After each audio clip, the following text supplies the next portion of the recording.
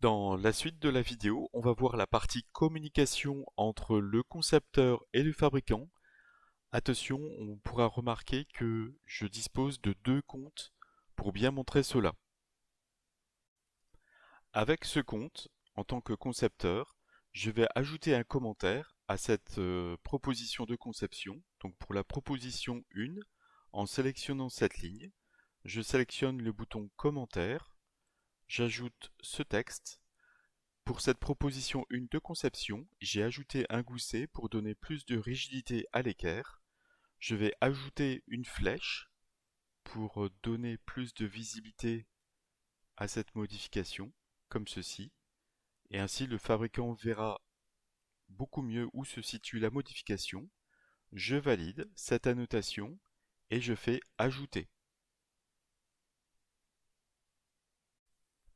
Avec ce compte numéro 2, avec un rôle de fabricant, je peux accéder avec le bouton commentaire pour la proposition 1 à ce que le concepteur a déposé sur le serveur et je peux répondre avec ce bouton à ces questions ou ajouter des commentaires supplémentaires.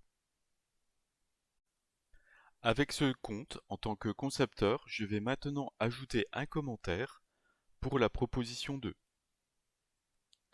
Donc pour cette proposition 2 de conception, j'ai ajouté deux goussets pour donner plus de rigidité, comme le réducteur devra encaisser un couple important. Donc on le voit ici. Et je sélectionne le bouton Ajouter. Je vais ajouter maintenant un troisième commentaire à la proposition 3. Donc je sélectionne le bouton Commentaire.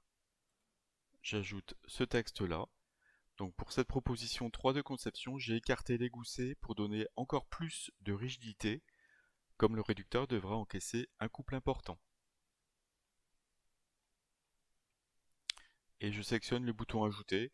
Donc je n'ajoute pas de flèche supplémentaire comme pour la proposition 1. Avec ce compte numéro 2, en tant que fabricant, je vais répondre au concepteur, donc sur la proposition qui me paraît la plus pertinente, la proposition 3.